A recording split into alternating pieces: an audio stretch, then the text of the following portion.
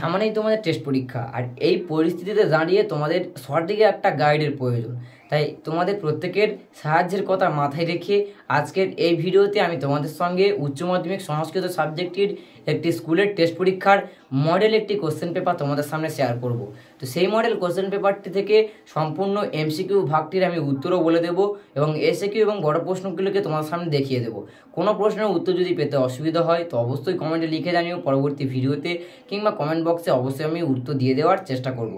তো দেখে নাও আস্তে আস্তে যে সংস্কৃত মডেল কোশ্চেন পেপারটি কেমন ছিল একটি স্কুলের টেস্ট পরীক্ষায়। তো মূল ভিডিওতে যাওয়ার আগে তোমাদের প্রত্যেকের কাছে ছোট্ট একটি অনুরোধ, যারা এখনও পর্যন্ত আমার চ্যানেলে নতুন রয়েছে অবশ্যই চ্যানেলটিকে সাবস্ক্রাইব করে পাশের বেল আইকনে ক্লিক করে অল নোটিফিকেশান ক্লিক করে পরবর্তীতে এমনই কিছু ইন্টারেস্টিং এডুকেশনাল ভিডিওর আপডেট সবার আগে পাওয়ার জন্য। তাহলে চলো বন্ধুরা, শুরু করা যাক আজকের মূল ভিডিওটা। উচ্চ মাধ্যমিক সংস্কৃত মডেল প্রশ্নের প্রথম গদ্যাংশের এমসিকিউ প্রথম প্রশ্নটি হলো, নূপুরের ধ্বনি কোথায় শোনা যায়? তো এই প্রশ্নটির সঠিক উত্তর হবে অপশান এ, আর্যাবর্তের নগরে। দ্বিতীয় প্রশ্ন, বৃক্ষের পাতা কোন মাসে ঝরে পড়তো? এখানে চারটি অপশান দেওয়া রয়েছে, সঠিক উত্তর হবে অপশান সি, ফাল্গুনে। 3 নম্বর প্রশ্ন, অলিপর্বা কেমন গিয়ে বসবাস করত? এক্ষেত্রে সঠিক উত্তর হবে অপশান সি, পর্ণকুঠিরে। 4 নম্বর প্রশ্ন, অলিপর্বার কাটা কাঠগুলো কারা বহন করত? এক্ষেত্রে সঠিক উত্তর হবে অপশান ডি, গাধাগুলি। পরবর্তী গদ্যাংশের প্রথম প্রশ্ন অর্থাৎ 5 নম্বর দাগের প্রশ্নটি হলো, গঙ্গাকে কার সঙ্গে তুলনা করা হয়েছে? সঠিক উত্তর হবে অপশান বি, কল্পবৃক্ষের সঙ্গে। ভিআই অর্থাৎ 6 নম্বর দাগের প্রশ্ন হলো, গঙ্গার কার মস্তক থেকে পতিত হয়েছেন? অপশান সি, মহাদেবের মস্তক থেকে। পরবর্তী ভি2i প্রশ্নটি হলো, ত্রিলোকে কার কোনো কর্ম নেই? এক্ষেত্রে সঠিক উত্তর হবে অপশান এ অর্থাৎ কৃষ্ণের। পরবর্তী ভি3i ইন্দ্রিয়ার্থ বলতে বোঝানো হয়েছে। ভি3i এর সঠিক উত্তর হবে অপশান বি, ইন্দ্রিয়াগ্রাহ্য বিষয়কে। পরবর্তী নাট্যাংশের প্রথম প্রশ্নটি, আইএক্স কনকলেখার রাজাকে কি বলে ডেকেছিলেন? পরবর্তী আইএক্সের সঠিক উত্তর হবে অপশান সি, বল্লভ বলে। এক্সে অর্থাৎ 10 নম্বর দাগের প্রশ্ন হলো, উদ্দাহ শব্দের অর্থ কী? তো উদ্দাহ শব্দের অর্থ হলো অপশান এ, বিবাহ। পরবর্তী এমসিকিউ এক্সআই এর প্রশ্নটি হলো, রাজার অনুচরের নাম কি? অপশান বি হবে সঠিক উত্তর, প্রমোদ। পরবর্তী প্রশ্ন X2i রাজার মনের কষ্টের জন্য কে দায়ী? তো সঠিক উত্তর হবে অপশান বি অর্থাৎ কামদেব। পরবর্তী সাহিত্যের ইতিহাস থেকে প্রথম এমসিকিউ প্রশ্নটি X3i। তো X3i প্রশ্নটি হলো, গীতগোবিন্দ কোন ধরনের রচনা? তো অপশান বি হবে সঠিক উত্তর, চম্পকাব্য। পরবর্তী XIV। তো XIVর প্রশ্নটি হলো, লীলাবতী কোন বিষয়ের গ্রন্থ? তো এই প্রশ্নটির সঠিক উত্তর হবে অপশান বি অর্থাৎ গণিত বিষয়ক গ্রন্থ। পরবর্তী এবং এমসিকিউ লাস্ট প্রশ্নটি হলো, XB কোনটি কালিদাসের রচনা? তো সঠিক উত্তর রঘুবংশম। আমি তোমাদের 15টি এমসিকিউ নিয়ে আলোচনা করে দিলাম। এর পরবর্তীতে আসবো এসএকিউ প্রশ্ন আলোচনা। তো পূর্ণবাক্যে উত্তর দাও। প্রথম এসএকিউ রয়েছে গদ্যাংশ থেকে 1 নম্বর দাগে, চম্পকাব্য বলতে কী বোঝো? দ্বিতীয় প্রশ্ন, আর্যাবর্তের গণ্ডকের উত্থান লক্ষ্য করা যায়। তৃতীয় প্রশ্ন, গণি শব্দের অর্থ কী? 4 নম্বর প্রশ্ন, বনগতা গুহা গল্পে কোন দেশের কথা বলা হয়েছে? পরবর্তী পাঠ্যাংশ থেকে যে কোনো 3টি প্রশ্ন করতে বলা হয়েছে, 4টি প্রশ্ন দেওয়া রয়েছে।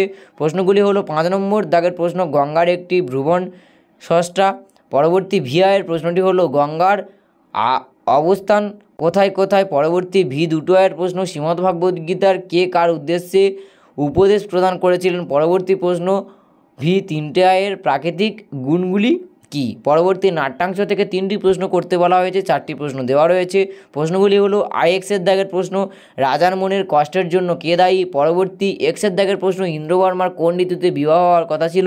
পরবর্তী XIয়ের প্রশ্ন, কৌমুদীর প্রণয় কোন যুবকের সঙ্গে ছিল? পরবর্তী X2i অর্থাৎ নাট্যাংশের শেষ এসএকিউ প্রশ্নটি হলো, বরাকি শব্দের অর্থ কী? পরবর্তী সাহিত্যের ইতিহাস থেকে এসএকিউ প্রশ্নগুলির প্রথম প্রশ্ন হলো, ভাসের লেখা নাটকের সংখ্যা কত? পরবর্তী XIVর প্রশ্নটি হলো, সৌর সিদ্ধান্ত কার লেখা? পরবর্তী সাহিত্যের ইতিহাস থেকে এসএকিউ শেষ প্রশ্নটি হলো, স্বপ্নবাসক দত্তম এর কয়টি অঙ্ক রয়েছে। তো শেষ হলো তোমাদের সংস্কৃতের মডেল প্রশ্নের এসএকিউ প্রশ্নের আলোচনা। এর পরবর্তীতে আসবো তোমাদের বড় প্রশ্ন এবং ব্যাকরণের আলোচনা নিয়ে। এর পরবর্তীতে 3 নম্বর দাগ থেকে শুরু হয়েছে তোমাদের বড় প্রশ্নের যে মূল প্রশ্ন মডেল প্রশ্ন দেওয়া রয়েছে। তো প্রথম গদ্যাংশ থেকে 2টি প্রশ্ন দেওয়া রয়েছে আর্যাবর্তে গ্রাম ও শহরের বর্ণনা দাও। দ্বিতীয় অর্থাৎ বিদ্যাগের প্রশ্ন দেওয়া রয়েছে অলি পর্বার ভাগ্য পরিবর্তনের কাহিনী সংক্ষেপে লেখো। পরবর্তী পদ্যাংশ থেকে যে কোনো একটি প্রশ্নের উত্তর করতে হবে। দেওয়া রয়েছে 2টি প্রশ্ন। তো সিদ্ধাগের প্রশ্নটি হলো গঙ্গাকে শঙ্করমৌলি বিহারিণী সম্বোধন করা হয়েছে তা কতটা যুক্তিযুক্ত তা আলোচনা করো। ডিদ্দাগের প্রশ্ন দেওয়া রয়েছে স্বধর্ম ও পরধর্মের তত্ত্ব সম্পর্কে সংক্ষেপে আলোচনা করো। পরবর্তী নাট্যাংশ থেকে যে কোনো একটি প্রশ্নের উত্তর করতে হবে। দেওয়া রয়েছে 2টি প্রশ্ন। ইদ্দাগের প্রশ্নটি দেওয়া রয়েছে বাসন্তিক শবনম অবলম্বনে রাজা ইন্দ্রবর্মা ও কৌমুদীর কথোপকথন সংক্ষেপে আলোচনা করো। তার পরবর্তী এভের দাগে দেওয়া রয়েছে বাসন্তিক শবনম নাট্যাংশ অবলম্বনে কৌমুদীর চরিত্র বিশ্লেষণ করো। পরবর্তী সাহিত্যের ইতিহাস থেকে যে কোনো একটি প্রশ্ন করতে হবে। দেওয়া রয়েছে 2টি প্রশ্ন। তো জিদ্দাগের প্রশ্ন দেওয়া রয়েছে ভক্তিমূলক গীতিকাব্য হিসাবে গীত গোবিন্দমের মূল্যায়ন করো। পরবর্তী এই জিদ্দাগে দেওয়া রয়েছে প্রাচীন ভারতের গণিত চর্চা ও জ্যোতিষবিদ্যা সম্পর্কে সংক্ষেপে আলোচনা করো। পরবর্তী 4 নম্বর দাগে দেওয়া রয়েছে ভাব সম্প্রসারণ করো যে কোনো একটি। তো 4 নম্বর মানের জন্য ভাব সম্প্রসারণের ক্ষেত্রে 2টি ভাব সম্প্রসারণ দেওয়া রয়েছে। প্রথম ভাব সম্প্রসারণটি হলো এর দাগে অশক্ত হ্যাচরণ কর্ম পরপ্রত্নী পুরুষ। পরবর্তী বিদ্যাগে দেওয়া রয়েছে কল্পোত্তামিং ফলাদ্দাং লোক প্রণমিত যস্তাং ন প্রতীত শোকে। এই 2টি ভাব সম্প্রসারণ পরীক্ষার ক্ষেত্রে দেওয়া রয়েছে। যে কোনো একটি ভাব সম্প্রসারণকে তোমাদের করতে হবে। তো পরবর্তী 5 নম্বর দাগ থেকে রয়েছে কারক বিভক্তি যে কোনো 3টি করতে হবে। 4টি দেওয়া রয়েছে 1 নম্বর মানের 3টি অর্থাৎ টোটাল 3 নম্বর। তো প্রথমেরটি হলো সুখেন স্বপিত। পরবর্তী বিদ্যাকে দেওয়া রয়েছে বালিকা হরিণী দৃশ্যতে। সিদ্ধাকে দেওয়া রয়েছে বপুষা চতুর্ভুজ। বিদ্যাকে দেওয়া রয়েছে মৎস্য জলং বিনা জীবিত। 6 নম্বর দাগে তোমাদের সমাস করতে বলা হয়েছে যে কোনো 2টি সমাস 2 নম্বর মানের 2টি টোটাল 4 নম্বর। তো প্রথম সমাসটি দেওয়া রয়েছে পানিপদম। বিদ্যাকে দেওয়া রয়েছে পীতাম্বর। সিদ্ধাকে দেওয়া রয়েছে রাজশ্রী। 7 নম্বর দাগে রয়েছে শব্দযুগলের অর্থ পার্থক্য যে কোনো 2টি করতে বলা হয়েছে। 1 নম্বর মানের 2টি টোটাল 2 নম্বর থাকবে। তার মধ্যে 1 দাগে দেওয়া রয়েছে কবরা আর করবি। বিদ্যাকে দেওয়া রয়েছে সুগন্ধি আর সুগন্ধ। আর সিদ্ধাকে দেওয়া রয়েছে উদোন্নতি আর উদকিয়তি। তারপরে 8 নম্বর দাগে রয়েছে এক কথায় প্রকাশ করো যে কোনো 3টি দেওয়া রয়েছে। প্রথম এর দাগে কুটিলং গচ্ছতি। বিদ্যাকে দেওয়া রয়েছে জানানাং সমূহ। সিদ্ধাকে দেওয়া রয়েছে গো পশ্চাৎ। ডিদ্যাকে দেওয়া রয়েছে পুনং পুনং নিত্যন্তি। 1 নম্বর মানে 3টি টোটাল 3 নম্বর। 9 নম্বর দাগে রয়েছে পরিনিষ্ঠিত রূপ লেখো যে কোনো 3টি করতে হবে। দেওয়া রয়েছে 4টি। তো প্রথম হলো মৎস্যযুক্ত ইপ। তার পরবর্তীতে দেওয়া রয়েছে মনুযুক্ত অন। সিদ্ধাকে দেওয়া রয়েছে শ্বাসযুক্ত কপ। ডিদ্যাকে দেওয়া রয়েছে প্রযুক্ত নমযুক্ত লপ। 1 নম্বর মানে 3টি টোটাল 3 নম্বরের। এবং 10 দাগে দেওয়া রয়েছে যে কোনো একটি প্রশ্নের উত্তর দাও। এইটি তোমাদের ভাষা থেকে। তো প্রথম এ দাগে রয়েছে ভারতীয় আর্য ভাষার স্তরবিন্যাস সংক্ষেপে আলোচনা করো। বিদ্যাগে দেওয়া রয়েছে কেন্তম শতম ভাষাগোষ্ঠী সম্পর্কে সংক্ষেপে বর্ণনা করো। তার পরবর্তীতে 11 দাগে রয়েছে সংস্কৃত অনুবাদ অর্থাৎ এখানে বাংলার 2টি গুরুত্বপূর্ণ গল্প আকারে প্যাসেজ তোলা রয়েছে যেটিকে তোমাদেরকে সংস্কৃতে অনুবাদ করতে হবে। টোটাল 5 নম্বরের ক্ষেত্রে আসে 2টি গুরুত্বপূর্ণ প্যাসেজ তোলা রয়েছে। তোমাদের প্রয়োজন অনুসারে তোমরা যে কোনো একটি করতে পারো। যে স্টুডেন্টের কাছ থেকে আমি এই প্রশ্নটি নিয়েছি সে অথবার সংস্কৃত অনুবাদটি করেছে। তো অবশ্যই তোমরা দেখে নিও, এটা আমি আর পড়লাম না, অনেকটাই বড় রয়েছে তাই। এবং 12 দাগে সর্বশেষ যেটি তোমাদের থাকে পরীক্ষার ক্ষেত্রে যে কোনো একটি বিষয়ে সংস্কৃত নিবন্ধ অর্থাৎ রচনা লিখতে বলে।